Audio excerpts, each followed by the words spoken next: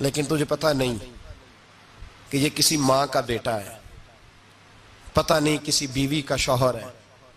ایک ہمارے دوست ہیں، بزرگ ہیں، ان کا داماد فوت ہو گیا، نشہ کرتا تھا، تو میں تعزیت کرنے ان کے گھر پہنچا تو کھڑے ہو گئے ہاتھ باندھ کے، کہنے لگے حضرت صاحب باقی ساریاں گلاں چھڑ دیو، صرف نشے تے تقریر کریا کرو۔ وہ جب جیتا تھا تو تب بھی اس کے بچے یتیم ہی تھے، یتیم ہی تھے۔ میری بیٹی جب میرے گھر آتی تھی اور میں اپنے پوتوں کے اترے کپڑے اسے پہننے کو دیتا تھا تو میرا کلیجہ پھٹتا تھا، اور میری بیٹی اس کی زندگی میں بھی بیوہ کی زندگی گزار رہی تھی، وہ میری بہوؤں کے اترے ہوئے کپڑے پہنتی تھی، کوئی دعا کرو، کوئی جلسے کرو، یہ لت ختم ہو جائے۔ اور کہنے لگا اب میرے وہ چلا تو گیا ہے، دادا دادی اس کے پہلے کوئی نہیں، چچا ہے کوئی نہیں، جب تک تو میں زندہ ہوں ان نواسوں کو کوئی روٹی کا لقمہ، کوئی کپڑا مل جائے گا، لیکن سوچتا ہوں میں بوڑھا ہوں، مر گیا تو ان کو کوئی پوچھے گا بھی نہیں، کون ان کی خبر۔ اتنا ظلم اس قوم سے، اتنی زیادتی، اور آرام سے لکھ کر لوگ گزر گئے کہ یہ 70 لاکھ ہے، ان کا درد تو سمجھو، تکلیف تو سمجھو۔ 7 فٹ کا سونا جوان اور نشے کا عادی ہے تو کسی نالی میں پڑا ہوا ہے۔ اور میں نے کہا اس قوم کے ساتھ اس سے بڑا بھیانک مذاق کیا ہوگا؟ کوئی دانشور تھا بڑا ظالم، اس ظالم سے کوئی مشورہ لینے آیا، اس نے آ کے کہا تو بڑا ظالم ہے، بڑے کڑوے مشورے دیتا ہے، میرا ایک دشمن ہے، میں اس سے بدلہ لینا چاہتا ہوں، میرا دل کرتا ہے اس کا بچہ قتل کر دوں تاکہ وہ تڑپے۔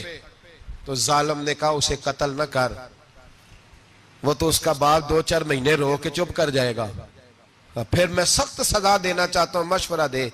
تو اس نے کہا اس کے بچے کو نشے پہ لگا دے، جس کا بچہ نشہ کرے گا وہ باپ روز مرے گا، روز جیے گا، وہ ماں روز مرے جیے گی، نشے پہ لگا دے۔ اس قوم کے ساتھ سب سے بڑا ظلم یہ ہوا کہ ملت کا جوان نشے پہ لگ گیا، ڈرگز پہ لگ گیا، اتنے تباہ حالات ہوئے کہ جوان چڑھتی جوانیاں، اماں نے کتاب دے کے بھیجا تھا، اور کالج سے واپس آئے تو نشے کے ٹیکے ہاتھوں میں پکڑے ہوئے، ٹیکے۔ اور آپ کے اس ملک کے اسلام آباد میں ایک دن میڈیا نے وہ خبر بھی وائرل کی اور وہ چیز بھی دکھائی لوگوں کو، 3 مہینے کا بچہ لے کے نشئی سڑک پہ آ گیا، اس نے کہا میرا نشہ ختم ہو گیا، میرا بچہ خرید لو، 2 پڑیاں دے دو۔ تو وہاں بیبیاں جو سن رہی تھیں وہ بھی چیخیں مار کے رو رہی تھیں۔ یہ ظلم کیا اس قوم کے ساتھ، اور کرپشن کی لعنت نے اجازت دی سپلائی کرنے والوں کو کہ گلی گلی بیچے، گلی گلی۔ انہوں نے کچھ تھوڑا ظلم نہیں کیا ان حکمرانوں نے، اور ہماری اپوزیشن اس کو نہ صرف اتنا پتا ہے کہ یہ جائیں اور ہم آئیں، اس سے زیادہ کوئی غرض نہیں۔ بھائی کرپشن کے خلاف نکلے ہو تم، نشے کے خلاف کس دن نکلو گے؟ جوئے کے خلاف کس دن؟ قوم تو مر رہی ہے نشے سے، اس کے خلاف میدان میں کب آؤ گے؟ صرف اتنا ہے کہ یہ جائیں اور ہماری باری آئے، اس سے زیادہ کچھ نہیں۔ جتنے مجرم وہ ہیں اتنے ہی تم بنتے جا رہے ہو، اس لیے کہ اصل بات پر نہ وہ آتے ہیں اور نہ اصل بات پر یہ آتے۔ بھائیو، میرے نبی پاک صلی اللہ تعالی علیہ وسلم، اور ایک اور تماشا ہے، یہ میرے پہ اللہ کا یہ احسان رہا، اس لیے نہیں کہ میں پرہیزگار آدمی ہوں، نیک ہوں، اس لیے نہیں، ویسے ہی اللہ بعض اوقات اسباب بناتا ہے، سبب بناتا ہے۔ مجھے نہ شراب کے رنگ کا پتہ ہے، نہ اس کی خوشبو کا پتہ ہے، نہ میں نے کبھی زندگی میں دیکھی ہے، یہ کرم ہے میرے حضرت صاحب کا، میں نے نہیں دیکھی، مجھے نہیں پتا کیسی ہوتی ہے، کچھ باتیں میں نے سنی ہیں۔ ایک محفل میں بیٹھا تھا مجلس میں، تو ایک شخص نے کہا کھانسی نہیں جاتی بچے کی، دوسرا اس کو مشورہ دے رہا ہے، کھانسی نہیں جاتی، بڑی دوائی دیسی بھی فلاں بھی بڑی کھائی، مشورہ دیا اس کو کہ تو اس طرح کر، اس کو نا شراب کے 2-4 چمچے پلاؤ، کہتے ہیں جی اس کو نا یہ پلاؤ تو صحیح ہو جائے گی۔ تو میں نے پلٹ کے اس کی طرف دیکھا، میں نے کہا کوئی عقل کر، کیا مشورہ کرنا؟ مولانا میرا تجربہ ہے۔ میں نے کہا تیرا تجربہ افضل ہے یا رسول اللہ کا فرمان زیادہ افضل ہے؟ تیرا تجربہ افضل ہے۔ حضرت ام سلمہ رضی اللہ تعالیٰ عنہ کہتی ہے میں نے عرض کی یا رسول اللہ صلی اللہ علیہ وسلم، میری بچی بڑی بیمار ہے، تو مجھے کسی نے کہا ہے یہ تھوڑی سی نشے والی چیز ہے، یہ بنا کے تیار کر کے دو، صحیح ہو جائے گی، بیمار ہے بچی تو یہ نشے والی چیز ہے، اس کو تیار کر کے دو، تھوڑا نشہ ہے۔ اگرچہ بعض، میں نے شروع میں کہا، بعض لوگ مریض کو، سخت مریض کو ایسی ادویات جو مجبوری بن جائے اس کی گنجائش اور اجازت دیتے ہیں. محتاط علماء تو اس میں بھی بہت ساری چیزیں پہلے بیان کرتے ہیں، لیکن اس نے کہا جی نرا نشہ دینا ہے شفا کے لیے. تو حضرت ام سلمہ کہتی ہے میرے نبی پاک نے میری طرف دیکھا، میری طرف. تو میں نے کہا یا رسول اللہ آپ کیا فرمانا چاہ رہے ہیں؟ تو نبی پاک نے فرمایا ام سلمہ کبھی ناپاک چیز میں بھی شفا ہوئی ہے، کبھی ناپاک چیز میں بھی، کبھی شراب اور خمر میں بھی شفا ہو سکتی ہے.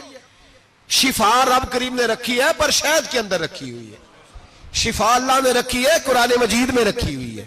تو اس میں بھی کبھی یہ حضور نے بیان کیا ہے کہ اس کے اندر شفا ہو سکتی. تو امت کتنی دلیری کرتی ہے جو یہ مشورے دیتی ہے کہ اس کے اندر نشہ ہے، شراب ہے، تو کھانسی چلی جائے گی تو فلانی بیماری چلی جائے گی. نہ آؤ ان چیزوں پہ، نہ اپنے ایمان کو خرابی دو، اور نہ ایسی باتیں کرو جس سے کہ ڈائریکٹ رسول اللہ صلی اللہ علیہ وسلم کے واضح ارشادات کی مخالفت ہو. میرے نبی پاک صلی اللہ علیہ وسلم نے فرمایا. اور پھر کچھ لوگ کہتے ہیں تھوڑی پی ہے جی. اب تو میں تجزیے میں پڑھ رہا تھا کہ ایسی شراب ایجاد ہو گئی ہے، لوگ شراب پیتے ہیں اور وہ مست بھی رہتے ہیں، کار بھی چلاتے رہتے ہیں، کہتے ہیں جی نہیں ہمارا ذہن معاف نہیں ہوا تو یہ والی صحیح ہے، نشہ نہیں لاتی. میرے نبی پاک صلی اللہ علیہ وسلم نے فرمایا جس چیز کی تھوڑی مقدار، زیادہ مقدار حرام ہے اس چیز کی تھوڑی مقدار بھی حرام ہے. جس کی زیادہ مقدار حرام ہے اس کی تھوڑی بھی. تو خمر اور شراب اگر فل پینا جائز نہیں تو تھوڑی پینا بھی جائز. یہ حرام ہے اور حرام تھی اور قیامت تک حرام ہی رہے گی. میرے نبی پاک صلی اللہ علیہ وسلم نے منع کیا اور حضور نے اظہار ناپسندیدگی فرمایا. فرمایا 40 دن تو عبادت ہی قبول نہیں ہوتی شراب پینے والے جب تک سچی توبہ نہ کرے. ایک دن صحابہ بیٹھے تھے سارے، حضرت ابو بکر صدیق بھی تھے، فاروق اعظم بھی تھے، عثمان غنی بھی تھے، ڈھیر ساری تعداد تھی صحابہ کی، سارے تشریف فرما تھے. حضرت عبداللہ ابن عمر رضی اللہ تعالیٰ عنہ حدیث کے راوی ہیں اور مستدرک للحاکم کے اندر، ابن حبان کے اندر یہ روایت موجود ہے. فرماتے صحابہ نہ بات کر رہے تھے اور بات یہ کر رہے تھے کہ یار لوگوں کو گناہوں سے کیسے روکا جائے، لوگوں کو گناہوں سے گفتگو. صحابہ یہ کر رہے تھے. عبداللہ ابن عمر کہتے ہیں بیٹھے تھے اور یہ گفتگو کر رہے تھے کہ گناہوں سے پلاننگ جی ہوتی تھی. ان کی جو محفلیں ہوتی تھی نا بیٹھ کے، وہ خوش گپیاں نہیں ہوتی تھی بلکہ وہ تبلیغ کی، جد و جہد کی، لوگوں کو برائی سے منع کرنے کے لیے بیٹھتے تھے، اس پر منصوبہ بندی کرتے تھے، پلان کرتے تھے، آگے ترتیب دیتے تھے. گفتگو ہو رہی تھی تو اب آپس میں بات ہونے لگی کہ کون سا گناہ زیادہ برا ہے جس پر سب سے پہلے کام کیا جائے. تو دور ایک صحابی بیٹھے تھے، ان کا نام تھا عبداللہ ابن عمر. ایک عبداللہ بن عمر ہے اور ایک عبداللہ ابن عمر ہے. حضرت عبداللہ ابن عمر دور بیٹھے تھے، بڑے سمجھدار سیانے باریک بین آدمی تھے. تو حضرت عمر فاروق اپنے بیٹے سے کہنے لگے جا عبداللہ ابن عمر سے پوچھ کے آ کہ سب سے سخت گناہ کون سا ہے. توجہ ہے میرے بھائیوں، ادھر دیکھیے گا میری جانب. پوچھ کے آ کہ سخت گناہ کون سا ہے. عبداللہ بن عمر رضی اللہ تعالیٰ عنہ کی خدمت میں جب عبداللہ ابن عمر گئے تو جا کے کہنے لگے کہ صحابہ پوچھتے ہیں کہ آپ نے زیادہ وقت گزارا ہے نبی رحمت صلی اللہ علیہ وسلم کے پاس، تو بتلائیے برا گناہ کون سا ہے، سب سے سخت گناہ، تاکہ سب سے پہلے اس پر پابندی لگائی جائے، اس پر محنت کی جائے. تو حضرت عبداللہ ابن عمر کہنے لگے صحابہ کو جا کے بتا دو کہ سب سے برا گناہ شراب پینا ہے، سب سے برا گناہ. اور یہ ام الخبائث ہے، برائیوں کی جڑ ہے، گناہوں کی ماں ہے، یہ بنیاد ہے. باقی گناہ اسی سے شروع ہوتے ہیں. کہتے ہیں میں نے آ کے بتایا تو حضرت ابو بکر صدیق رضی اللہ تعالیٰ عنہ سیدنا فاروق اعظم کہنے لگے خود جاتے ہیں، ان کے پاس خود جاتے ہیں، چونکہ ہم نے بات سننی ہے ہم خود جاتے ہیں اور ان سے جا کر کے سوال کرتے ہیں کہ اگر آپ کو اس تفصیل کا پتہ ہے نا تو اس کے پیچھے بھی کوئی تفصیل ہوگی جو میرے نبی پاک نے بیان کی ہوگی صلی اللہ تعالی علیہ وسلم. اس تفصیل کا بھی آپ کو پتہ ہوگا جو نبی پاک نے بیان کی ہوگی، اس بات کے پیچھے جو بیک گراؤنڈ ہے، جو پس منظر ہے. فرماتے ہیں کہ ہم اٹھے، عبداللہ ابن عمر کے پاس گئے، ان سے جا کے پوچھا کہ جناب آپ نے یہ تو فرمایا ہے شراب ام الخبائث ہے، تو اس کے پیچھے پس منظر کیا ہے؟ تو عبداللہ ابن عمر کہنے لگے یہ میں نے اپنے پاس سے نہیں کہا، یہ میں نے نبی پاک سے سنا ہوا ہے حضور سید عالم صلی اللہ علیہ وسلم بیٹھے تھے تو حضور نے فرمایا شراب یہ نشہ یہ برائیوں کی ماں ہے. اور پھر حضور نے ایک مثال بیان فرمائی. نبی رحمت علیہ السلام نے فرمایا بنی اسرائیل کا ایک واقعہ ہے. ایک خوبصورت جوان تھا تو ایک عورت کا دل آ گیا اس پر. یہ یاد رکھ لیں, ہم لڑکوں کو منع کرتے رہتے ہیں لیکن ہمیں گھر کی بچیوں پر بھی توجہ دینی ہوگی, ہمیں ان کے فون پر بھی نگرانی کرنی ہوگی, ہمیں وہاں بھی غور کرنا ہوگا. اس لیے کہ اگر کوئی بچی گنجائش نہ دے تو میرا خیال ہے کہ لڑکا جرت کرنے کی طاقت نہیں رکھتا. تو وہاں بھی ان کی اماں سے کہے کہ پابندی لگائے, بچی کسی کا موبائل لے کر کے کہیں اس کو استعمال تو نہیں کر رہی, اس پودے پر بھی توجہ دے, درخت بننے سے پہلے اس کی بھی نگرانی کریں, یہ بھی بڑا ضروری کام ہے. عورت کا دل آ گیا تو نبی پاک علیہ السلام فرماتے اس نے کوئی بہانہ لگایا, کسی کو کہا کہ اس نوجوان کو بلا کے لاؤ, اس کو کہو کہ ہم نے کوئی گواہی لینی ہے تجھ سے. وہ نوجوان آیا, ایک کمرے میں داخل ہوا تو اگلے کمرے میں لے گئے, وہاں داخل ہوا تو اس سے اگلے کمرے میں لے گئی, وہ داخل ہوا تو اسی طرح 7 مکفل کمروں میں لے گئی. میرے کریم رسول میرے محبوب پاک علیہ السلام فرماتے ہیں, صحابہ کو سمجھا رہے ہیں میٹھے لب و لہجے میں, فرماتے ہیں جب سب سے پچھلے کمرے میں لے گئی تو ایک لڑکا بندھا ہوا تھا وہاں رسیوں سے, شراب کا پیالہ پڑا ہوا تھا. اور بی بی کہنے لگی کوئی گواہی شواہی نہیں لینی, تجھے اس لیے بلایا ہے کہ تیرے اوپر دل آ گیا ہے, اب میرے ساتھ منہ کالا کر. تو وہ جوان کہنے لگا نہیں, میں نے اپنے نفس کو پاک رکھا ہوا ہے, میری نظر بھی پاک ہے, دل بھی پاک ہے, اور اس کی برکت یہ ہے کہ رب نے میری روح کو بھی پاک رکھا ہوا ہے, تو میں یہ حرکت نہیں کر سکتا. پاک لوگ پلید کاموں کی جانب توجہ نہیں کرتے, میں یہ حرکت نہیں کر سکتا. اقبال نے اپنے بیٹے کو دعا دی تھی, اس نے کہا تھا حیا باقی نہیں ہے زمانے کی آنکھ میں, خدا کرے کہ رہے تیری جوانی بے داغ, خدا کرے کہ رہے تیری جوانی بے داغ. کہا میرے ساتھ منہ کالا کر, اس نے کہا میں نہیں کرتا. کہنے لگی چل پھر اس کو قتل کر, اس کو میں نے باندھا ہوا. اس نے کہا میں قتل کیوں کروں, میری کیا دشمنی ہے. کہا پھر شراب پیو, کہا میں شراب بھی نہیں پیتا. تو کہنے لگی اب تو میں نے تجھے اپنے چنگل میں پھانس لیا ہے, اب تو یہاں سے بچ کے جا نہیں سکتا, اور اگر تو باہر جائے گا تو میں شور کروں گی, لوگ جمع کروں گی, اس نے میری عزت آبرو پہ ہاتھ ڈالا ہے, تو بچ تو نہیں سکتا, ایک کام تو کرنا پڑے گا.